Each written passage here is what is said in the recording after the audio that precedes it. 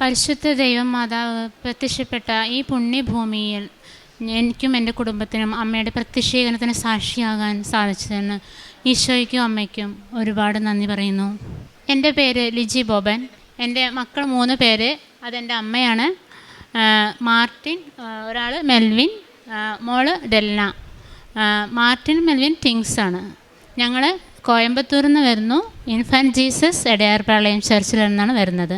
കൃപാസനത്തെപ്പറ്റി ആദ്യമായിട്ട് കേൾക്കുന്നത് ഞങ്ങളുടെ പള്ളിയിലെ ചേച്ചിമാർ വഴിയാണ്. അപ്പോൾ ഞങ്ങളിങ്ങനെ അറിഞ്ഞപ്പോൾ ഞാൻ പറഞ്ഞു, ഒബിയസ്ലി എല്ലാവരും പറയുന്ന പോലെ ഞാനും പറഞ്ഞു, നമ്മുടെ പള്ളിയിലും മാതാവുണ്ട്, അപ്പോൾ നമ്മളിവിടെ പ്രാർത്ഥിച്ചാൽ പോരെ, അവിടെ പോകേണ്ട കാര്യമുണ്ടോ, അത്രയും ദൂരം പോയി പ്രാർത്ഥിക്കേണ്ട കാര്യമുണ്ടോ എന്ന് ചോദിച്ചു. അപ്പോൾ അവർ പറഞ്ഞു, നീ പിള്ളേരെയും കൊണ്ട് 1 പ്രാവശ്യം പോയി പ്രാർത്ഥിക്കുമെന്ന് പറഞ്ഞു. അപ്പോൾ വീട്ടിൽ വന്ന് മമ്മിയും അത് പറഞ്ഞു. അപ്പോൾ ഇങ്ങനെ പ്രാർത്ഥിക്കാൻ വേണ്ടി ഞാനിങ്ങനെ റെഡിയായി സാക്ഷ്യങ്ങളൊക്കെ കേൾക്കാൻ തുടങ്ങി. അപ്പോൾ ഇങ്ങനെ ഞാൻ ഡെയിലി വണ്ടി പോകുമ്പോൾ കൊന്ത കേൾക്കും, ഇല്ലെങ്കിൽ മാതാവിനോട് സംസാരിച്ചുകൊണ്ട് പോകുന്ന ഒരാളാണ്. അപ്പം മാതാവിനോട് ഞാൻ പറഞ്ഞു, ഞാൻ പിള്ളേരെയും കൊണ്ട് വരുന്നില്ല, പിള്ളേരെയും കൊണ്ട് അത്രയും ദൂരം വരാൻ പാടാണ്, അപ്പോൾ ഞാനും മമ്മിയും ഫസ്റ്റ് വരാം എന്നാണ് വിചാരിക്കണേന്ന് പറഞ്ഞു. അപ്പോൾ ഞാൻ വണ്ടിയിൽ ഇങ്ങനെ പോയിക്കൊണ്ടിരിക്കുക. അപ്പോഴും മാതാവ് പറയണേ, നീ നിൻ്റെ മക്കളെയും കൂട്ടി വാ എന്ന് പറഞ്ഞു. പിന്നെ ഞാൻ വൈകുന്നേരം വന്ന് വീട്ടിൽ വന്ന് പറഞ്ഞു, അമ്മി മാതാവ് ഇങ്ങനെയാണ് പറയണത്, മക്കളെയും കൂട്ടിയിട്ട് വാ എന്ന് പറഞ്ഞു. അങ്ങനെ ഞങ്ങൾ 2025 ജനുവരി 12-ാം തീയതി ഇവിടെ വന്നു. ഒരുപാട് കഷ്ടപ്പെട്ട്, സത്യം പറഞ്ഞാൽ ഇവിടേക്ക് വരാനുള്ള വഴി അറിയില്ല, എങ്ങനെ വരണം ഒന്നും അറിയത്തില്ല. പിള്ളേരെയും കൊണ്ട്, പിള്ളേർക്കാണെങ്കിൽ ബസ്സിൽ കയറിയ ഭയങ്കര ഛർദിയും കാര്യങ്ങളൊക്കെയാണ്. അടങ്ങിയിരിക്കില്ല, ഭയങ്കര അഗ്രസീവാണ്. വെളിയിൽ ആൾക്കാരെ കാണുമ്പോൾ അടങ്ങിയിരിക്കില്ല, ചാടും. ആരെങ്കിലും ഇവിടെ ഇരിക്കുന്നവർ കണ്ടിട്ടുണ്ടാവും, ഫസ്റ്റ് ഇവിടെ വരുമ്പോൾ ഇവർ അടങ്ങിയിരിക്കില്ല. ഇവിടെ ഒരുപാട് ഉപദ്രവങ്ങളും കാര്യങ്ങളൊക്കെ ആയിരുന്നു. അങ്ങനെ ഞങ്ങൾ ബസ് കയറി ട്രെയിൻ കയറി ഇവിടെ ആലുവയിൽ ഇറങ്ങി ഞങ്ങൾക്ക് എങ്ങോട്ട് പോകണമെന്നറിയില്ല. അപ്പോൾ എന്ത് ചെയ്യണം, ഹോട്ടലിൽ എടുക്കണം, ട്രെയിനില്ല. പിന്നെ അപ്പോൾ ഹോട്ടലിൽ മുറി എടുക്കണോ എന്നാണ് ഞങ്ങൾക്കൊരു പേടി. ഞങ്ങൾ എന്തായാലും ഭക്ഷണം കഴിച്ചിട്ട് ഹോട്ടലിൽ മുറി എടുക്കുക എന്താണെന്ന് വെച്ചാൽ ചെയ്യാമെന്ന് വെച്ച് ഞങ്ങളിങ്ങനെ ആലോചിച്ചിരിക്കുമ്പോഴാണ് ഒരു ചേട്ടൻ വന്നിട്ട്, നിങ്ങൾ കൃപാസനത്തേക്ക് പോകാനുള്ളവരാണോ ചോദിച്ചിട്ട് ഞങ്ങളെ ആ കാറിൽ ഇവിടെ വരയ്ക്കും കൂട്ടിയിട്ട് വന്നു. ഞങ്ങളിവിടെ വരുമ്പോൾ 8:30 മണിയായി. റൂം എടുക്കണോ അങ്ങനെയുള്ള കാര്യങ്ങളൊന്നും അറിയില്ല. പക്ഷേ ആ ചേട്ടൻ എല്ലാ കാര്യങ്ങളും ഞങ്ങൾക്ക് ചെയ്തു തന്ന് ഞങ്ങളിവിടെ റൂം എടുത്ത് രാവിലെ ഒരു 5:30 മണിയായപ്പോൾ ഞങ്ങളിവിടെ വന്ന് ഇവിടെ സെക്യൂരിറ്റി ചേട്ടനോട് ചോദിച്ചു. അപ്പോൾ ചേട്ടൻ പറഞ്ഞു, ഉടമ്പടി എടുക്കണം, ടോക്കൺ എടുക്കണം ഫസ്റ്റ് എന്നൊക്കെ പറഞ്ഞു. ഞങ്ങളിവിടെ വന്ന് ടോക്കൺ എടുത്ത് ഉടമ്പടി ക്ലാസ് എല്ലാം കൂടി കഴിഞ്ഞ് ഞങ്ങളുടെ എല്ലാം കഴിഞ്ഞ് ഞങ്ങൾ വീട്ടിൽ തിരിച്ചെത്തുമ്പോൾ ഫസ്റ്റ് ഞങ്ങൾ ഡോർ ഓപ്പൺ ചെയ്യുമ്പോഴേ ഒരു ഗ്രേ കളർ പൂച്ചയാണ് ഞങ്ങളുടെ വീട്ടിൻ്റെ ഉള്ളിൽ ഞങ്ങൾ കയറുന്നതിനേക്കാളും മുന്നേ കയറിയത്. പിന്നെ പിറ്റത്തെ ദിവസം രാവിലെ മുതൽ അവൾ വന്ന് ഞങ്ങളെ വിളിച്ചെഴുന്നേക്കും. ഒരു 5 മണിയൊക്കെ ആകുമ്പോഴത്തേക്കും വന്ന് വിളിച്ചെഴുന്നേൽപ്പിക്കും. ഇതാണ്. അപ്പോൾ ഫസ്റ്റ് 2-ാമത്തെ ദിവസം ഞങ്ങളിങ്ങനെ രാവിലെ രാത്രി കിടന്നുറങ്ങി ഒരു സ്വപ്നം മാതാവ് വന്നു. അപ്പോൾ സഞ്ചാരി മാതാവ് കോയമ്പത്തൂർ വരെ, എല്ലാവരും സാക്ഷ്യത്തിൽ പറയും സഞ്ചാരി മാതാവ് വരും. എങ്ങനെ സഞ്ചാരി മാതാവ് ഇവിടെ വരെ വരും എന്നുള്ളൊരു കൺഫ്യൂഷൻ എനിക്ക് അപ്പോഴും ഉണ്ടായിരുന്നു. അപ്പോഴാണ് സ്വപ്നത്തിൽ മാതാവ് വരുന്നത്. മാതാവ് ഒരു പ്രകൃതി രമണീയമായ ഒരു സ്ഥലത്തിലാണ് മാതാവിനെ ഞാൻ കാണുന്നത്. നല്ല ബ്ലൂ കളറായി വെച്ച് നല്ല ഭംഗിയുള്ള ഒരു മാതാവ്. അങ്ങനെ ഞങ്ങളുടെ കുടുംബത്തിലേക്ക് മാതാവ് അന്ന് രാത്രി ഞങ്ങളുടെ മക്കളെ സന്ദർശിക്കാൻ വന്നു. അതിൽ നിന്ന് ഇന്ന് വരെയും എൻ്റെ കൂടെ ഈശോയും മാതാവും കൂട്ടിന് സഞ്ചരിക്കുന്നുണ്ട്. A to Z കാര്യങ്ങൾ തൊട്ട് ഞാൻ സംസാരിച്ച് അഭിപ്രായം ചോദിച്ച് മാതാവിനോട് ഈശോയോട് സംസാരിച്ചിട്ടാണ് ഞാൻ എല്ലാ കാര്യങ്ങളും ചെയ്യുന്നത്. എൻ്റെ മക്കൾ ട്വിൻസാണ്, അവർക്ക് ഓട്ടിസമാണ്. ചെറിയ വയസ്സ്, ഒരു 6-ാം വയസ്സ് മുതലാണ് ഞങ്ങളത് അറിയാൻ തുടങ്ങിയത്. ഓട്ടിസമാണ്. ഇവർ ക്ലാസ്സിലൊന്നും ഇരിക്കില്ല, ഇറങ്ങിപ്പോകും. ടീച്ചർമാർക്ക് ഭയങ്കര പ്രശ്നമായി. അപ്പോൾ HM പറഞ്ഞു, ഇവർക്ക് വേറെ സ്പെഷ്യൽ സ്കൂളിൽ കൊണ്ട് ചേർക്കണം, അന്നേരം അപ്പോഴേ ഇവർക്ക് റെഡി ആകുള്ളൂ എന്ന് പറഞ്ഞു. അപ്പോൾ എനിക്ക് ഭയങ്കര വിഷമമായി. ഞാൻ ഒരു ഹോസ്റ്റലിൽ പഠിച്ച കൊച്ചായതുകൊണ്ട് എനിക്ക് മക്കളെ ഹോസ്റ്റലിൽ വിടാൻ യാതൊരുവിധ താല്പര്യമില്ല. അപ്പോൾ ഇവർ ഹോസ്റ്റലിൽ നിർത്താമെന്ന് പറഞ്ഞാൽ എനിക്ക് ഏറ്റവും എൻ്റെ മനസ്സ് മുറിഞ്ഞു പോണൊരു കാര്യമാണ്. അങ്ങനെ ഞങ്ങൾ ഇവരെ ഒരു 1-ാം ക്ലാസ്സിൽ ഒരു സ്പെഷ്യൽ സ്കൂളിൽ ഹോസ്റ്റലിൽ കൊണ്ടുപോയി ചേർത്തി. അന്ന് മുതൽ അവരുടെ ഹോസ്റ്റലിൽ ഒരു 4-ാം ക്ലാസ് വരെ അവർ ഹോസ്റ്റലിൽ നിന്നു. പക്ഷേ അങ്ങനെയൊന്നും ചേഞ്ച് ആയില്ല. സ്പെഷ്യൽ സ്കൂളിൽ പോയിട്ടും ഇപ്പോൾ പള്ളിയിലൊക്കെ ഒരു ധ്യാനം നടക്കുകയാണെങ്കിൽ ഞാൻ എൻ്റെ മക്കൾ ഓടിക്കൊണ്ടുപോയി ധ്യാനത്തിന് കൊണ്ടിരുത്തും. ശരി, അങ്ങനെയെങ്കിലും ഒരു ചേഞ്ച് വരട്ടെ എന്ന് വിചാരിച്ച് അങ്ങനെ ഇരിക്കുമ്പോൾ ഇവിടെ വന്ന് കൃപാസനത്തിലെ കാര്യം അറിഞ്ഞ് ഞങ്ങളിവിടെ വന്ന് ഉടമ്പടി എടുത്തതിന് ശേഷം ഞാൻ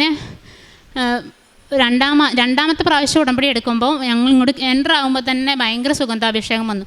അപ്പോൾ രണ്ടാമത്തെ പ്രാവശ്യം ഉടമ്പടി എടുത്ത് ഞാൻ വീട്ടിൽ ചെല്ലുമ്പോൾ ഉടമ്പടി പുതുക്കി വീട്ടിൽ ചെല്ലുമ്പോൾ ഇവർക്ക് ഒരു 2 ആഴ്ച കഴിഞ്ഞപ്പോൾ പിള്ളേർ വായ തുറന്ന് ഇരിക്കുക, വായ ഓപ്പണായിട്ടേ ഇരിക്കുക, ക്ലോസ് ആവുന്നില്ല.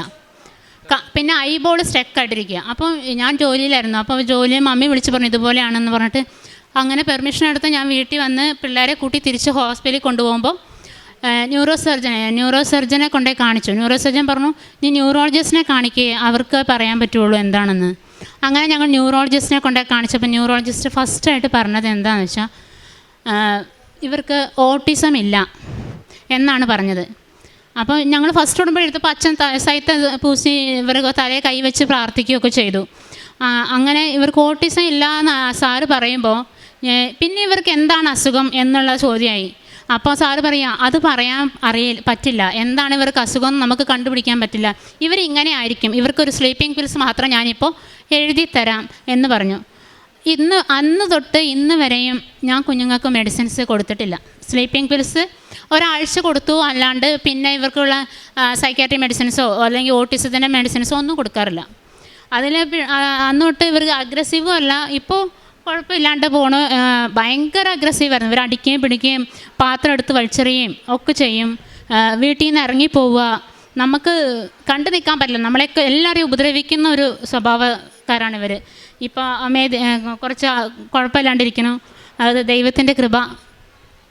അങ്ങനെ അവർ ഇപ്പോൾ കുഴപ്പമില്ല. അതുപോലെ അവരുടെ എല്ലാ കാര്യങ്ങളും കർത്താവ് നല്ല ഭംഗിയായിട്ട് ഇപ്പോൾ നോക്കുന്നുണ്ട്. ഞാൻ പള്ളിയിൽ അങ്ങ് നിൽക്കുമ്പോൾ ഞങ്ങളുടെ പള്ളിയിൽ പിന്നെ ചെറിയ കുട്ടികൾക്ക് പിന്നെ അൾത്താരബാലന്മാരായിട്ട് ശുശ്രൂഷ ചെയ്യാനുള്ളൊരു അവിടെ ഉണ്ടായിരുന്നു. അപ്പോൾ ഞാൻ അങ്ങനെ പ്രാർത്ഥിച്ചു, മാതാവേ എൻ്റെ മക്കൾ നിൽക്കേണ്ട സ്ഥലമാണല്ലോ ഇത് എന്നിങ്ങനെ കരഞ്ഞ് ഞാനിങ്ങനെ പ്രാർത്ഥിക്കുമ്പോൾ പിതാവ് എന്നോട് എന്താ പറയണതെന്ന് വെച്ചാൽ നീ എന്തിനാണ് കരയണത്, നിൻ്റെ മക്കൾ എൻ്റെ സന്നിധിയിലെ അൾത്താരബാലന്മാരല്ലേ എന്നാണ് എൻ്റെ കർത്താവ് എന്നോട് പറഞ്ഞത്. അന്നോട്ട് എനിക്ക് ആ ദുഃഖം മാറിപ്പോയി. ഞങ്ങൾ വീട്ടിൽ കൊന്ത ചൊല്ലാറുണ്ടായിരുന്നില്ല. ഇവിടെ വരുന്നതിന് മുന്നേ വരയ്ക്കും വീട്ടിൽ കൊന്ത ചൊല്ലാറില്ല. കാരണം കൊന്ത ചൊല്ലുന്ന ദിവസം വീട്ടിൽ എന്തെങ്കിലും വഴക്കുണ്ടാവും അല്ലെങ്കിൽ പ്രശ്നം ഉണ്ടാവും. അവിടെ ഞങ്ങൾ കൊന്ത ചൊല്ലാറില്ല. ഇപ്പോൾ ഇവിടെ വന്ന് കുടുംബടി എടുത്തതിന് ശേഷം വീട്ടിലെന്നും കൊന്ത ചൊല്ലാറുണ്ട്. പിള്ളേർക്ക് തൈലം തൊട്ട് പ്രാർത്ഥിക്കുകയൊക്കെ ചെയ്യാറുണ്ട്. അതിൻ്റെ അനുഗ്രഹം പിള്ളേർക്കുണ്ട്. പിള്ളേർക്ക് നല്ല ചേഞ്ചുണ്ട്. അതായിരുന്നു എൻ്റെ ഒന്നാമത്തെ നിയോഗം. രണ്ടാമത്തെ നിയോഗം എന്ന് പറഞ്ഞാൽ എൻ്റെ ജോലിയെ സംബന്ധിച്ചാണ്. ഞാൻ ഫസ്റ്റ് ഒരു നേഴ്സിംഗ് അസിസ്റ്റൻ്റ് ആയിരുന്നു. നേഴ്സിംഗ് അസിസ്റ്റൻ്റ് ആയിക്കഴിഞ്ഞ് നമ്മൾ പിന്നെ ഞാൻ ഡിഗ്രി എടുത്തു കഴിഞ്ഞപ്പോൾ നമുക്ക് നേഴ്സിംഗ് സൈഡിൽ നിന്ന് മാറി വേറൊരു പോസ്റ്റിലേക്ക് പോകുകയെന്ന് പറഞ്ഞാൽ ഭയങ്കര കഷ്ടമുള്ള കാര്യമാണ്. അവർ വിടില്ല നമ്മളെ. അങ്ങനെ ഇവർ വേറൊരു ഹോസ്പിറ്റൽ സ്റ്റാർട്ട് ചെയ്തപ്പോൾ അവരെന്നോട് പറഞ്ഞു നീ അവിടേക്ക് അഡ്മിനായിട്ട് പോയിക്കോ, ഞങ്ങൾക്ക് മാറ്റി തരാമെന്ന് പറഞ്ഞു. മാറ്റി ഞങ്ങൾ അവിടേക്ക് പോയി. ഞാൻ അവിടേക്ക് പോയപ്പോൾ ഇവരത് മാറ്റാണ്ട് നേഴ്സിംഗ് അസിസ്റ്റൻറ്റ് പോസ്റ്റിൽ തന്നെ എന്നെ തുടർന്നു.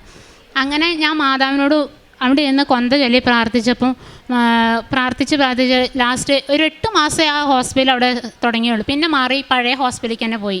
അപ്പോൾ അവിടുന്ന് HR എന്നോട് ചോദിച്ചു നിനക്ക് ഹോസ്പിറ്റലിൽ സെക്രട്ടറി പോസ്റ്റിംഗ് വേണോ നേഴ്സിംഗ് അസിസ്റ്റൻറ്റ് വേണോ ചോദിച്ചു. അപ്പോൾ ഞാൻ പറഞ്ഞു സെക്രട്ടറി പോസ്റ്റിംഗ് മതി പറഞ്ഞു. അങ്ങനെ അവർ സെക്രട്ടറി പോസ്റ്റിംഗ് തന്നുവെങ്കിലും എനിക്കറിയാത്ത ഒരു മേഖലയിലേക്ക് അവരെന്നെ കൊണ്ടിരുത്തി, ഒരു സ്റ്റോർ മാനേജറായിട്ട് കൊണ്ടിരുത്തി. പക്ഷെ എനിക്കറിയില്ല, എനിക്ക് ആ സ്റ്റോറിനെ പറ്റി യാതൊരു ഒരു വിവരവും ഇല്ലാത്ത ഒരാളാണ്. അങ്ങനെ അപ്പം ഞാൻ മാതാവിനോട് കണ്ടിന്യൂസായി കൊന്തയിൽ പ്രാർത്ഥിച്ചു. സൺഡേ പോലും പള്ളിയിൽ പോകാൻ പറ്റാണ്ട് അവിടെ പോയിരിക്കണം. അത് ഭയങ്കര ബുദ്ധിമുട്ടുള്ള കാര്യമാണ്. എനിക്ക് സൺഡേ പള്ളിയിൽ പോയി ഭയങ്കര ബുദ്ധിമുട്ടുള്ള കാര്യമാണ്. ഞാൻ എപ്പോഴും എൻ്റെ കൊളീഗ്സിനോട് പറയാറുണ്ട് എനിക്ക് സൺഡേ കുർബാന സ്വീകരിച്ചാൽ എനിക്ക് ഒരാഴ്ചത്തേക്കുള്ളൊരു ധൈര്യത്തിന് ഞാൻ സ്വീകരിച്ചു. അത് സ്വീകരിച്ചില്ലെങ്കിൽ എനിക്ക് പറ്റില്ല എന്നുള്ള ഒരു വിശ്വാസമുള്ള ഒരാളാണ് ഞാൻ. അങ്ങനെ ഞാൻ മാതാവിനോട് പറഞ്ഞു മാതാവേ ഞാൻ ഒരുപാട് പ്രാവശ്യം HR പോയി സംസാരിച്ചു, എനിക്കിനി ഒന്നും ചെയ്യാനില്ല, നീ ചെയ്യാൻ പറ്റുമെങ്കിൽ നീ സംസാരിക്കുക അവരോട് എന്ന് പറഞ്ഞു. അപ്പോൾ അങ്ങനെ പറഞ്ഞ് ഞാൻ പ്രാർത്ഥിച്ചത് ഒരു 1 വീക്കായില്ല. അതിന് മുമ്പ് ഞാൻ എപ്പോഴും HR പോകുമ്പോൾ കൊന്ത കൈ പിടിച്ചോണ്ടേ പോവുള്ളൂ. അപ്പോൾ അങ്ങനെ 1 വീക്കായപ്പോൾ അവർ പറഞ്ഞു എൻ്റെ പേര് ചൊല്ലി വിളിച്ച് എന്നോട് പറഞ്ഞു ലിജി നീ എവിടെ ഒരു വേക്കൻസി ഉണ്ട് റേഡിയോളജിയിൽ, നീ വന്ന് അവിടെ പോയിക്കോ എന്ന് പറഞ്ഞു. അങ്ങനെ അവരെന്നെ പേര് ചൊല്ലി വിളിച്ച് എനിക്ക് ജോലി ചേഞ്ച് ചെയ്ത് തന്നു. ഇപ്പോൾ ഞാൻ റേഡിയോളജിസ്റ്റ് ഒരു സെക്രട്ടറി പോസ്റ്റിങ്ങിലാണ് വർക്ക് ചെയ്യണത്. ഈശോയ്ക്കും മാതാവിനും ഒരുപാട് നന്ദി.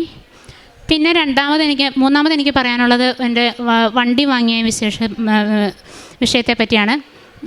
ഞാൻ ഫസ്റ്റ് ഒരു വണ്ടി ഉണ്ടായിരുന്നു, അത് വണ്ടി ഭയങ്കരമായിട്ട് ഡാമേജായി. അപ്പം ഞാൻ രണ്ടാമത്തെ ഉടമ്പടി പുതുക്കി ഇവിടുന്ന് പോകുമ്പോൾ ബസ്സിലിരിക്കുമ്പോൾ മാതാവിൻ്റെ ആഷ് കളറിലുള്ള ഒരു വണ്ടി കടയിലിരിക്കുന്നത്. അപ്പോൾ ഞാൻ മാതാവിനോട് പറഞ്ഞു, മാതാവേ ഇങ്ങനത്തെ ഒരു വണ്ടി എനിക്ക് കിട്ടിയാൽ നന്നായിരുന്നു എന്നിങ്ങനെ പറഞ്ഞിട്ട് ഞാനത് വിട്ടു വിഷയം. അങ്ങ് കുറേ കാലം കഴിഞ്ഞപ്പോൾ ഒരു മാസമായിട്ടുള്ളൂ ഞാൻ വണ്ടി എടുത്തിട്ട്. അപ്പോൾ വണ്ടി ആഷ് കളർ, അപ്പോൾ എങ്ങനെ വണ്ടി എടുക്കുമെന്നറിയില്ല, കയ്യിൽ ഒരു പൈസയില്ല. അപ്പോൾ ഞാൻ പറഞ്ഞു, എങ്ങനെ മാതാവേ, കൊന്തമില്ലുമ്പോൾ ഞാൻ പ്രാർത്ഥിച്ചു, മാതാവേ എങ്ങനെ വണ്ടി എടുക്കും, പൈസ എങ്ങനെ റെഡിയാകും? അപ്പം മാതാവ് എന്നോട് പറഞ്ഞു, നീ PF അപ്ലൈ ചെയ്യേ. ഇങ്ങനെ തന്നെയാണ് പറഞ്ഞത്, PF അപ്ലൈ ചെയ്യുമെന്ന് പറഞ്ഞു. ഞാൻ മാമയോട്, മമ്മി മാതാവ് PF അപ്ലൈ ചെയ്യാൻ പറയണ്ടെന്ന് പറഞ്ഞു. അങ്ങനെ PF അപ്ലൈ ചെയ്ത് എങ്ങനെയായാലും ഒരു 10 ദിവസം, മാക്സിമം 10-15 ദിവസമാകും നമുക്ക് ക്യാഷ് കിട്ടാനായിട്ട്. എനിക്ക് ക്യാഷ് കിട്ടിയത് 69, ഞാൻ 1 ലാഖാണ് അപ്ലൈ ചെയ്തത്, 69 കിട്ടി. അപ്പോൾ അതിന് മുമ്പ് എനിക്ക് മെഴുകുതിരിയിൽ 69 എന്ന് കാണിച്ച് മാതാവ് കാണിച്ചു തന്നായിരുന്നു. അപ്പോൾ അന്ന് കാണിക്കുമ്പോൾ അതെ 69 എന്താണെന്ന് എനിക്ക് മനസ്സിലായില്ല. PF എമൗണ്ട് വന്നപ്പോഴാണ് എനിക്ക് കറക്റ്റായിട്ട് ആ 69 എന്താണെന്ന് മാതാവ് പറഞ്ഞത് മനസ്സിലായത്. അങ്ങനെ 3 ദിവസത്തിനുള്ളിൽ എനിക്ക് PF എമൗണ്ട് കിട്ടി. ഞാൻ വണ്ടി എടുത്ത് ഗ്രേ കളർ വണ്ടിയാണ്. അപ്പം മാതാവിനോട് പറഞ്ഞു, മാതാവ് ഇത് നീ തന്നതാണെന്നുള്ളതിൻ്റെ എന്തെങ്കിലും ഒരു അടയാളം എനിക്ക് നീ കാണിച്ചു തരണം. അങ്ങനെ മാതാവ് എനിക്ക് വണ്ടി തന്ന വണ്ടിയുടെ നമ്പർ 5837 ആണ്. 7 നമ്പറുണ്ട് അതിനകത്ത്. അതുകൊണ്ട് ഞാൻ മാതാവ് തന്നതാണെന്ന് ഉറച്ചു വിശ്വസിക്കുന്നു. ഈശോയ്ക്കും മാതാവിനും ഒരുപാട് നന്ദി. ഉടമ്പടി വസ്തുക്കൾ ഉപയോഗിച്ച് എനിക്ക് കിട്ടിയ അനുഗ്രഹം, മമ്മിക്ക് ഇങ്ങനെ പാത്രം കഴുകുമ്പോൾ കയ്യിൽ ഭയങ്കരമായിട്ട് അലർജി ഉണ്ടാവും. അപ്പോൾ ഒരു പ്രാവശ്യം ഞാൻ പ്രാർത്ഥിച്ച് വിശ്വാസ പ്രമാണം ചൊല്ലി തൈലം തേച്ച് കൊടുത്തു. ഒരു പ്രാവശ്യം മാറി, മമ്മിക്ക് അതത്ര വിശ്വാസം വന്നില്ല. അപ്പം പിന്നെ വന്നിട്ട് പിന്നെ അത് റിപ്പീറ്റ് ആയിട്ടുണ്ടായി. ഞാൻ പറഞ്ഞു, മമ്മി നിനക്ക് വിശ്വാസം ഇല്ലാത്തതുകൊണ്ടായിരിക്കും പിന്നെയും വരണേന്ന് പറഞ്ഞ് വിശ്വസിക്ക്, എന്നിട്ട് ഞാൻ പ്രാർത്ഥിക്കാമെന്ന് പറഞ്ഞു. രണ്ടാമതും വന്നു, വിശ്വസിച്ച് പ്രാർത്ഥിച്ചു, മമ്മിയും വിശ്വസിച്ചു. ഇപ്പോൾ സുഖമായി, ഇപ്പോൾ കുഴപ്പമൊന്നുമില്ല, ഇപ്പോൾ പൂർണ്ണമായിട്ടും മാറി. എന്നും ജപമാല ചൊല്ലി പ്രാർത്ഥിച്ച് സന്ധ്യാപ്രാർത്ഥന കഴിയുമ്പം പിള്ളേർക്ക് വിശുദ്ധ ഉപ്പും തൈലവും തേച്ച് കൊടുക്കും, പിന്നെ തേൻ കഴിക്കാൻ കൊടുക്കും. ഇപ്പോൾ എന്താണെന്ന് വെച്ചാൽ മോൾക്കാണെങ്കിലും മോൾ ഇപ്പോൾ കഴിഞ്ഞ ദിവസം എന്നോട് പറയുകയുണ്ടായി, പിന്നെ 18 വയസ്സാകാൻ കാത്തിരിക്കുക ഞാൻ, പിന്നെ കൃപാസനത്തിൽ വന്ന് ഉടമ്പടി എടുക്കാൻ, അതുപോലെ വോട്ട് ചെയ്യാനെന്നും പറഞ്ഞ്. അത് കൃപാസനത്തിൽ വന്ന് ഉടമ്പടി എടുക്കാമെന്ന് പറഞ്ഞപ്പോഴേ എനിക്കൊരു അഭിമാനം. കാരണം ഈ ഒരു ഏജിൽ അങ്ങനെ പറയുകയെന്ന് വെച്ചാൽ കഷ്ടമാണ്. അത് അങ്ങനെ തന്നെ തുടരാൻ മാതാവ് അവളെ അനുഗ്രഹിക്കട്ടെ എന്ന് ഞാൻ പ്രാർത്ഥിക്കുന്നു. കാരുണ്യ പ്രവൃത്തികൾ ഞാൻ പത്രം എല്ലാ ഗവൺമെൻറ് ഹോസ്പിറ്റലിൽ കൊണ്ട് കൊടുക്കും. ഗവൺമെൻറ് ഹോസ്പിറ്റലിൽ നമ്മൾ പോകുമ്പോൾ അവർ കോയമ്പത്തൂർ GH നമ്മൾ കൊടുക്കുക. അപ്പോൾ അവർ പറയും ഇവിടെ കൊടുക്കാൻ പറ്റില്ല എന്ന് പറഞ്ഞ് നമ്മളെ ചീത്ത പറഞ്ഞ് ഓടിക്കും. അപ്പോൾ പിന്നെ കുറച്ച് ദിവസം അവിടെ കൊടുക്കും. പിന്നെ ഇവിടെ അട്ടപ്പാടി ഗവൺമെൻറ് ഹോസ്പിറ്റലിൽ കൊണ്ടുപോയി കൊടുക്കും. അങ്ങനെ വഴി സൈഡിൽ ഇപ്പോൾ ഈ കഴിഞ്ഞ പ്രാവശ്യം ഉടമ്പടി എടുത്തിട്ട് ഞാൻ പോയപ്പോൾ മാക്സിമം എല്ലാവർക്കും യൂത്തായിട്ടുള്ള ആൾക്കാർക്കാണ് ഞാൻ ഉടമ്പടി പത്രം കൊടുക്കാൻ ശ്രമിച്ചിരുന്നത്. പിന്നെ കാരുണ്യ പ്രവർത്തകർ ഭക്ഷണം കൊടുക്കും. ഫസ്റ്റ് 2-3 മാസം ഞാൻ വന്നിട്ട് സൺഡേ വന്ന് എല്ലാ ഉച്ചയ്ക്ക് ഭക്ഷണം വഴിയോരത്തിരിക്കുന്ന ആൾക്കാർക്കൊക്കെ കൊടുക്കും. പിന്നെ ഇപ്പോൾ വന്നിട്ട് ഡെയിലി ഒരമ്മയ്ക്ക് രാവിലെ ബ്രേക്ക്ഫാസ്റ്റ് കൊടുക്കാൻ എനിക്ക് പറ്റുന്നുണ്ട്. അതേപോലെ ഒരു കാര്യം പറയാൻ വിട്ടുപോയി, January 26 ഞാൻ എൻ്റെ ബർത്ത്ഡേ ആയിരുന്നു. ഞാൻ ഇവിടെ വന്ന് ഞാനും മമ്മിയും വന്നു, അച്ഛനെ കൊണ്ട് പ്രാർത്ഥിച്ചു. അപ്പോൾ അച്ഛൻ എനിക്കൊരു ലോക്കറ്റ് തന്നിരുന്നു. അപ്പോൾ ലോക്കറ്റ് വന്ന് പ്രാർത്ഥിച്ചു അച്ഛൻ്റെ കയ്യിൽ നിന്ന് താഴെ. അപ്പോൾ ഞാൻ മാതാവിനോട് അതിന് മുന്നേ പറഞ്ഞു, എനിക്ക് ബർത്ത്ഡേ ഗിഫ്റ്റായിട്ട് അമ്മേ നീ എനിക്ക് എന്തെങ്കിലും ഒന്ന് തരണം എന്ന് പ്രാർത്ഥിച്ചിരുന്നു. അപ്പം അച്ഛൻ എനിക്ക് തന്ന ലോക്കറ്റ് തന്നു. അത് കൂടാണ്ട് ഒരു സൗണ്ട് ഇങ്ങനെ ഇടും. അപ്പോൾ നോക്കുമ്പോൾ എൻ്റെ അടുത്തൊരു മാതാവിൻ്റെ ലോക്കറ്റ് എടുക്കണം. അപ്പം എനിക്ക് ഇത് എടുക്കാൻ പറ്റുമോ ഇല്ലയോ എന്നറിയില്ല. അപ്പോൾ ഞാനിങ്ങനെ അച്ഛൻ അവിടെ നിന്ന് പ്രാർത്ഥിച്ചുകൊണ്ടിരിക്കുക. അപ്പോൾ അച്ഛനെ ഞാൻ നോക്കിയിട്ട് നിൽക്കുക. അപ്പോൾ അച്ഛൻ എന്താണെന്ന് ചോദിച്ചു. അപ്പോൾ ഞാൻ പറഞ്ഞു, അച്ഛൻ ഈ ലോക്കറ്റ് ഞാൻ എടുത്തോട്ടെ. ശരി എന്ന് പറഞ്ഞാൽ അച്ഛൻ തലയാട്ടി. ശരി ഓക്കെ, ഇത് അമ്മ എനിക്ക് തന്ന സമ്മാനമായിട്ട് ഞാനത് കണക്കാക്കി. ഈശോയ്ക്കും അമ്മയ്ക്കും ഒരുപാട് നന്ദി. അന്ന് ഞാനിവിടെ നിന്ന് ഒരുപാട് കരഞ്ഞ് പ്രാർത്ഥിച്ചു, മാതാവേ ആരും എല്ലാവരും ഉണ്ടെങ്കിലും ആരും നമുക്കില്ലാത്ത ഒരവസ്ഥ ഭയങ്കര ഒരു ഭയാനകമാണ്. അപ്പോൾ എനിക്ക് ആരും സഹായത്തിനില്ല. ഒരു ജോലിക്കായാലും വെളിനാട്ടിലേക്ക് പോകാൻ എന്നെ സഹായിക്കാൻ ആരുമില്ല. അപ്പോൾ ഞാനന്ന് ഒരുപാട് കരഞ്ഞ് പ്രാർത്ഥിച്ചു, ആരുമില്ല എന്ന് പറഞ്ഞ്. അന്ന് ഞാൻ ഇവിടുന്ന് തിരിച്ചു പോയി. ആ 2 ദിവസത്തെ ഡെയിലി ബ്രെഡ് നമ്മൾ എടുത്തു നോക്കി അറിയാം. അച്ഛൻ പറഞ്ഞു, ആരുമില്ല എന്ന് പറഞ്ഞ് നിങ്ങൾ സങ്കടപ്പെടുന്നുണ്ടെങ്കിൽ നിങ്ങൾ എന്തിനാണ് സങ്കടപ്പെടുന്നത്? നിങ്ങൾക്ക് ഈശോ ഉണ്ടെന്ന് വിശ്വസിച്ച് നിങ്ങൾ പ്രാർത്ഥിക്കുക, ഈശോയോട് ചേർന്ന് നടക്കാൻ ശ്രദ്ധിക്കുക. അത് നമ്മൾ നോക്കിയാൽ നമുക്ക് മനസ്സിലാകും. അന്ന് തൊട്ട് ഇന്ന് വരെയും ഞാൻ അതേപ്പറ്റി പിന്നെ വിഷമിച്ചിട്ടില്ല. ആത്മീയ ജീവിതം രാവിലെ കുർബാനയ്ക്ക് പോവാറുണ്ട്, 2 ആഴ്ച കൂടുമ്പോൾ കുമ്പസാരിക്കാറുണ്ട്. പിന്നെ രാവിലെ എഴുന്നേറ്റ് 5:30 മണിക്ക് അനുഗ്രഹീതന പ്രാർത്ഥന വെച്ച് സാക്ഷ്യം കേൾക്കാൻ പറഞ്ഞാൽ ഞാൻ മസ്റ്റായിട്ട് സാക്ഷ്യം കേൾക്കും. എന്താണെന്ന് വെച്ചാൽ എനിക്ക് അച്ഛൻ്റെ ധ്യാനം കൂടുമ്പോൾ അച്ഛൻ്റെ സാക്ഷ്യം ഏതാ പറയണമെന്ന് അറിയില്ലല്ലോ നമുക്ക്. അപ്പോൾ എല്ലാ സാക്ഷ്യം കേട്ടാലേ നമുക്ക് ആ ധ്യാനം കറക്റ്റായിട്ട് ക്യാച്ച് ചെയ്യാൻ പറ്റുള്ളൂ. അപ്പം എനിക്ക് മസ്റ്റായിട്ട് സാക്ഷ്യം കേൾക്കണം. അപ്പോൾ രാവിലെ പ്രാർത്ഥന തുടങ്ങി കഴിഞ്ഞ് ഞാൻ പിന്നെയുള്ള സാക്ഷ്യം കേൾക്കും. 7 മണി ഡ്യൂട്ടിക്ക് പോകണമായിരിക്കും, ഞാൻ കേൾക്കും. അങ്ങനെ ഡ്യൂട്ടി കഴിഞ്ഞ് വന്നു കഴിയുമ്പോഴും കുറച്ച് കേൾക്കും. അങ്ങനെ ഞാൻ മാക്സിമം എല്ലാ സാക്ഷ്യങ്ങളും ഷെയർ ചെയ്യാറുണ്ട്, ധ്യാനവും ഷെയർ ചെയ്യാറുണ്ട്. അങ്ങനെ ഈശോയുടെ അനുഗ്രഹം കൊണ്ട് എല്ലാ കാര്യങ്ങളും ഈശോ എന്നെ കൈ പിടിച്ച് നടത്താറുണ്ട്. എക്സാമ്പിൾ ഒരു ചെറിയ വിഷയമാണെങ്കിൽ, ഒരു ഡ്രസ്സ് എടുക്കുന്ന വിഷയമാണെങ്കിൽ പോലും, ഇപ്പോൾ 6 മണിക്ക് എനിക്ക് കുർബാനയ്ക്ക് പോകണമെങ്കിൽ ഞാൻ പറയും എനിക്ക് ഡ്രസ്സ് എടുക്കാൻ വേണം. അപ്പോൾ 6 മണിക്ക് കുർബാന കഴിയുമ്പോൾ 7 മണിയാകും. അപ്പോൾ പിന്നെ എനിക്ക് വീട്ടിലേക്ക് എത്താൻ ലേറ്റാകും. അപ്പോൾ ഞാൻ പറയും ഈശോയെ എനിക്ക് വീട്ടിലേക്ക് എത്താം. അപ്പോൾ ഈശോ പറയും നീ വന്നിട്ട് പിന്നെ ഡ്രസ്സ് എടുത്തിട്ട് നീ കുർബാനയ്ക്ക് പോ. അങ്ങനെ ഒരു എക്സാമ്പിൾ പറയാം, അത്രയും നമ്മളോട് ക്ലോസായി, നമ്മൾ ഈശോയുടെ ഒട്ടിച്ചേർന്ന് നിൽക്കുമ്പോൾ നമ്മളോട് ഈശോ അത്രയും ക്ലോസായി നമ്മളോട് സംസാരിക്കുന്നത് നമുക്ക് വ്യക്തമായിട്ട് കേൾക്കാൻ പറ്റും. ഇനിയും എൻ്റെ ജീവിതത്തിൽ ഈശോയുടെ മാതാവിനോടും ചേർന്ന് ജീവിക്കാൻ എൻ്റെ മക്കളെയും എൻ്റെ കുടുംബത്തെയും ഈശോയുടെ കരവലയത്തിനുള്ളിൽ ചേർന്ന് ജീവിക്കാൻ ദൈവം അനുഗ്രഹിക്കട്ടെ എന്ന് പ്രാർത്ഥിക്കുന്നു. ഈശോയ്ക്ക് മാതാവിന് ഒരുപാട് നന്ദി. മെഴുകുതിരിയിലും ഈശോ മാതാവ് ഞങ്ങൾക്ക് റോസാപ്പൂവും മഴവില്ലും ഒക്കെ കാണിച്ചു തരാറുണ്ട്. ഈ മാതാവിൻ്റെ സ്റ്റാച്ചു മെഴുകുതിരിയിൽ വരാറുണ്ട്. അങ്ങനെയും മാതാവിൻ്റെ അനുഗ്രഹം ഞങ്ങൾക്കുണ്ടായിട്ടുണ്ട്. പിന്നെയുള്ളത് എൻ്റെ ഹസ്ബൻഡിനെ ഇവിടെ കൊണ്ടുവരണം എന്നുള്ള ഒരു പ്രാർത്ഥനയുള്ളൂ എനിക്കിനി. പരിശുദ്ധ ദൈവമാതാവിന് ഈശോയ്ക്കും ഒരുപാട് നന്ദി പറയുന്നു. എല്ലാ അനുഗ്രഹങ്ങളും ഞങ്ങളുടെ കുടുംബത്തിന് തന്നതിന് ഈശോയ്ക്കും മാതാവിനും നന്ദി. വരണ്ട ഭൂമിയിൽ ജലവും ഉണങ്ങിയ നിലത്ത് അരുവികളും ഞാൻ ഒഴുക്കും. നിൻ്റെ സന്തതികളുടെ മേൽ എൻ്റെ ആത്മാവും നിൻ്റെ മക്കളുടെ മേൽ എൻ്റെ അനുഗ്രഹവും ഞാൻ വർഷിക്കും. യെശയ്യാ പ്രവാചകൻ്റെ പുസ്തകം 44-ാം അധ്യായം 3-ാം വചനമാണ്. ദൈവം നമ്മെ ശൂന്യതയിൽ നിന്ന് സമൃദ്ധിയിലേക്ക് നയിക്കുന്ന ഒരു ദൈവമാണ് നമ്മുടെ കൂടെയുള്ളത്. മരുഭൂമിയിൽ ജലവും, ആത്മീയമായി ക്ഷീണിച്ചിരിക്കുന്നവർക്ക് ദൈവത്തിൻ്റെ കൃപയും, ഉണങ്ങിയ വരണ്ട നിലത്ത് അരുവികളും ഒഴുകിത്തരുന്ന ഒരു ദൈവമാണ് ഉടമ്പടി മക്കളുടെ ജീവിതത്തിൽ നാം കാണുന്നത്.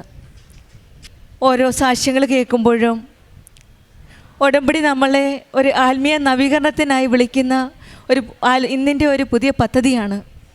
ഉടമ്പടിയിൽ ദൈവം തൻ്റെ കൃപയുടെ ജലം നമ്മിലേക്ക് ഒഴുക്കുകയാണ്. വരണ്ട ജീവിതത്തിൽ അനുഗ്രഹങ്ങൾ നിറയ്ക്കുന്നു. പ്രശ്നങ്ങളിൽ ഒരാത്മീയ ഉണർവും.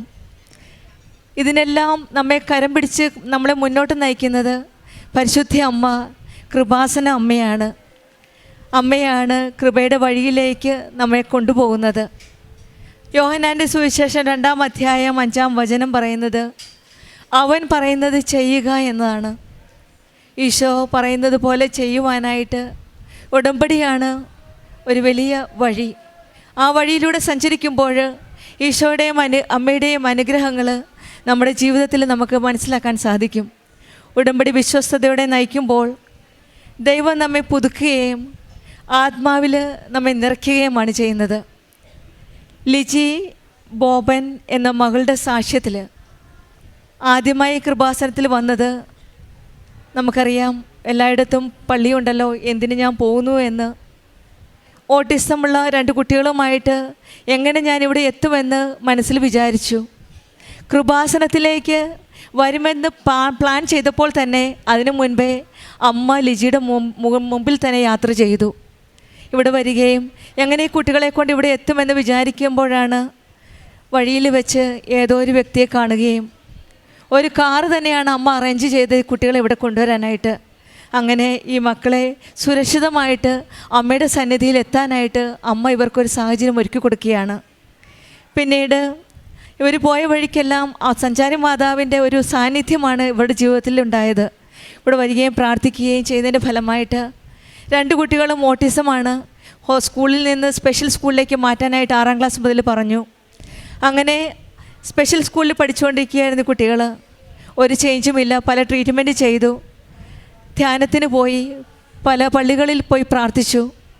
പിന്നീട് 2-ാം പുതുക്കലിൽ വന്ന് ഇവർ പ്രാർത്ഥിച്ച് രണ്ട് പ്രാവശ്യം പുതുക്കി തിരിച്ചു പോയി കഴിഞ്ഞപ്പോൾ ഒരു ഉടമ്പടി വസ്തുക്കളായ തൈലവും ഒക്കെ തേച്ച് പ്രാർത്ഥിക്കുമായിരുന്നു. പ്രത്യേകിച്ചും ബഹുമാനപ്പെട്ട ജോസഫ് അച്ഛൻ്റെ കൈവെപ്പ് ശുശ്രൂഷ ഇവർക്ക് ലഭിക്കുകയും ചെയ്തു. തിരിച്ചു പോയിട്ട് രണ്ടാം ആഴ്ചയിൽ തന്നെ ഈ കുട്ടികളുടെ രണ്ടുപേരുടെയും, അതായത് ഒരാളുടെ മാത്രമല്ല രണ്ടുപേരുടെയും വാ തുറന്നിരിക്കുകയും ഐബോൾ സ്റ്റക്കാവുകയും ചെയ്തു. പിന്നീട് രണ്ടുപേരെയും കൂടെ ഹോസ്പിറ്റലിൽ ചെന്നപ്പോൾ ന്യൂറോ സർജൻ പറഞ്ഞത് ന്യൂറോളജിസ്റ്റിനെ കാണിക്കണം. കാണിച്ചപ്പോൾ പറഞ്ഞത് ഇങ്ങനെയാണ്, ഇവർക്ക് ഓട്ടിസം ഇല്ല എന്നാണ്. ഇത് ഇവിടെ പരിശുദ്ധ അമ്മയും ഈശോയുടെയും ഒരു വലിയ കൃപയാണ് നാം കാണുന്നത്. കാരണം ഈ മകൾ നമ്മളോട് സാക്ഷ്യപ്പെടുത്തിയിട്ടുണ്ട്. വളരെ വയലൻ്റ് ആയിരുന്ന കുട്ടികളായിരുന്നു. ഒരു രക്ഷയുമില്ല ഇവരെ കൺട്രോൾ ചെയ്യാനായിട്ട്, നിയന്ത്രിക്കാൻ പറ്റാത്ത, ഒരു 2 മിനിറ്റ് നിൽക്കാൻ സാധിക്കാതെ എപ്പോഴും ഓടി നടന്ന് ശല്യപ്പെടുത്തി, പലപ്പോഴും മറ്റുള്ളവരുടെ ഡ്രസ്സ് പോലും മാറ്റുമായിരുന്നു. കയ്യിൽ കിട്ടുന്ന സാധനമെല്ലാം എടുത്തെറിയുമായിരുന്നു. അങ്ങനെ 2 കുട്ടികളെ വളരെ ബുദ്ധിമുട്ടി ഇവിടെ കൊണ്ടുവരാൻ തീരുമാനിച്ചപ്പോൾ തന്നെ ലിജി മനസ്സിൽ വിചാരിച്ചപ്പോൾ അമ്മ ഓൾറെഡി വഴിയിൽ വണ്ടിയെല്ലാം അറേഞ്ച് ചെയ്ത് ഇവിടെ കൊണ്ടുവരികയും ചെയ്തു. ബഹുമാനപ്പെട്ട ജോസഫ് അച്ഛൻ്റെ കൈവെപ്പ് ശുശ്രൂഷ ലഭിച്ചതിന് ശേഷം ഈ കുട്ടികൾക്ക് വലിയൊരു മാറ്റമാണ് അവരുടെ ജീവിതത്തിൽ സംഭവിച്ചത്. ഓട്ടിസം ഇല്ല എന്ന് ഡോക്ടേഴ്സ് പറഞ്ഞു. പിന്നെ എന്താണെന്ന് ചോദിച്ചപ്പോൾ അവർക്ക് ഒന്നും പറയാനില്ല എന്നാണ് പറഞ്ഞത്. പക്ഷേങ്കിൽ ഒരു കാര്യം വ്യക്തമാണ്, ഇവിടെ വന്നതിന് ശേഷം പരിശുദ്ധ അമ്മയുടെ സന്നിധിയിൽ പരിശുദ്ധ അമ്മ ജീവനോടെ പ്രത്യക്ഷപ്പെട്ട ഈ ആലയത്തിൽ വരികയും പ്രാർത്ഥിക്കുകയും ഉടമ്പടി എടുക്കുകയും ബഹുമാനപ്പെട്ട ജോസഫ് അച്ഛൻ്റെ കൈവെപ്പ് ശുശ്രൂഷ വഴി സാഹിത്യ തേച്ച് പ്രാർത്ഥിക്കുകയും ചെയ്തതിന് ശേഷം ഈ മക്കൾക്ക് വളരെ ഒരു മാറ്റമാണ് കാണുന്നത്. ഈ മകൾക്ക് എങ്ങും പോകാൻ സാധിക്കില്ല, മക്കളെ ഇട്ടിട്ട് എങ്ങും പോകാൻ സാധിക്കും, എല്ലാം ഒരു ഡാമേജിങ് സ്റ്റേറ്റായിരുന്നു. അവിടെ നിന്നെല്ലാം ഈശോയും അമ്മയും കരകയറ്റി ഈ മക്കളെ ഇന്ന് പരിശുദ്ധ അമ്മയുടെ സന്നിധിയിൽ പ്രത്യക്ഷീകരണത്തിൻ്റെ സാക്ഷിയായിട്ടാണ് അവർ ഇന്നിവിടെ നിൽക്കുന്നത്. ഈശോയും അമ്മയും കനിഞ്ഞു നൽകിയ ഒരു വലിയ അനുഗ്രഹമാണ്. വരണ്ട ഭൂമിയിൽ ജലവും ഉണങ്ങിയ നിലത്ത് അരുവികളും ഞാൻ ഒഴുക്കുമെന്ന് പറയുന്ന ഇതാണ്. നമ്മുടെ ജീവിതത്തിൽ വരണ്ടമായ ദേശത്തൂടെ നടക്കുകയായിരുന്നു. എന്ത് ചെയ്യണമെന്നറിയില്ല. ഈ 2 കുട്ടികളെയും കൊണ്ട് എന്ത് ചെയ്യണമെന്നറിയില്ലാതെ ഒരു ഉണങ്ങിയ നിലത്തൂടെ അരുവികൾ തുറക്കാൻ സാധ്യതയില്ലാത്തൊരു വഴിയിലൂടെ സഞ്ചരിച്ചിരുന്ന ലിജിക്ക് ഈശോയും അമ്മയും കൃപാസനം ഉടമ്പടിയിലൂടെ ഒരു പുതിയ വഴി തുറന്നു കിടക്കുകയായിരുന്നു.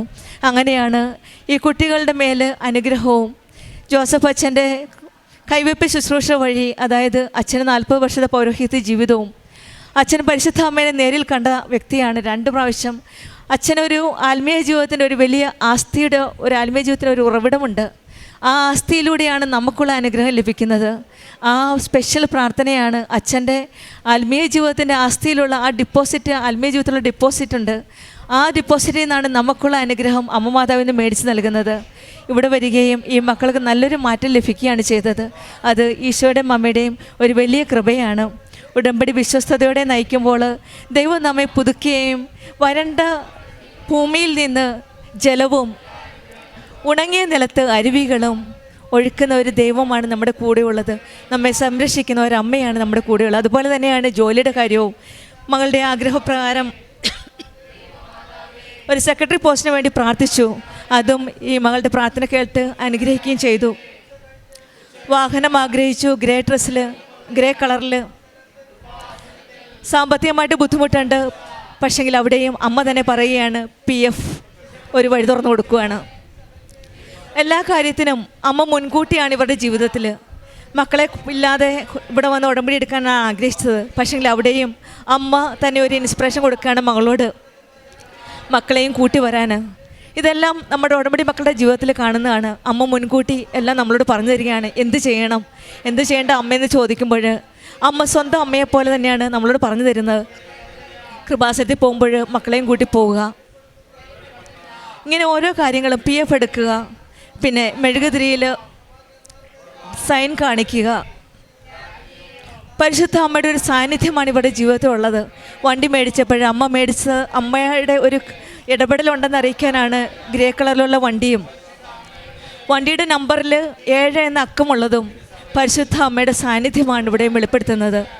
ഈശോയും അമ്മയും നമ്മുടെ കൂടെ ഉണ്ടെങ്കിൽ നമ്മുടെ വരണ്ട മരുഭൂമിയിൽ ജലവും നമ്മുടെ ഉണങ്ങിയ ഹൃദയത്തിൽ അരുവികളും തുറക്കുവാൻ സാധിക്കുന്ന കഴിവുള്ള ഒരു ദൈവമാണ് നമ്മുടെ കൂടെയുള്ളത്. അസാധ്യങ്ങളെ സാധ്യമാക്കുന്ന ദൈവം നമ്മുടെ കൂടെയുണ്ട്. കൃപാസനം ഉടമ്പടി വഴി അമ്മയുടെ ഇടപെടലിലൂടെ ദൈവത്തിൻ്റെ ആത്മാവും അനുഗ്രഹവും നമ്മിലും ഒഴുകട്ടെ എന്ന് പ്രാർത്ഥിച്ചുകൊണ്ടും ലിജി ബോബിനും കുടുംബത്തിനും ലഭിച്ച എല്ലാ അനുഗ്രഹങ്ങൾക്ക് നമ്മൾക്ക് കരങ്ങളടിച്ച് ദൈവത്തെ മഹത്വപ്പെടുത്താം. അത്യപൂർവ ദൈവാനുഭവങ്ങൾ ഇനി നിങ്ങൾക്കും സ്വന്തം.